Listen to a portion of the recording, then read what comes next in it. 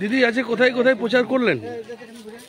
আজ নানুর বিধানসভার বিভিন্ন গ্রামে গ্রামে আমরা প্রচারে এসেছি। আমার সঙ্গে আমার পুরো এই মণ্ডলে 1 নম্বর মণ্ডলের কার্যকর্তা দাদা ভাই বোনেরা সকলেই একসঙ্গে আমরা প্রচার সারছি।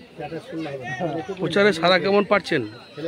প্রচারে দেখুন 2021-এর পর যেভাবে মানুষের উপর সন্ত্রাস হয়েছে, এই নানুর বিধানসভায় সবথেকে বেশি সন্ত্রাস কবলিত এলাকা, কিন্তু মানুষ দুহাত ভরে মোদিজিকে আশীর্বাদ করছেন, আমাদের আশীর্বাদ করছেন, কারণ ওনারা মোদিজিকেই চাই।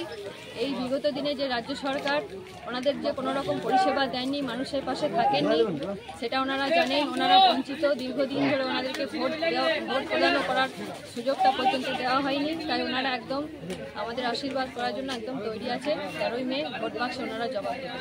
জেতাদি কত আশাবাদী আপনি? দেখুন, জেতার বিষয়ে আমরা 200% আশাবাদী, এই কারণেই যে মোদিজি যেভাবে গ্যারেন্টি সহকারে একের পর এক কাজ করছেন, তাতে ওনার প্রতিপক্ষ কেউ আছে বলে আমার মনে হয় না।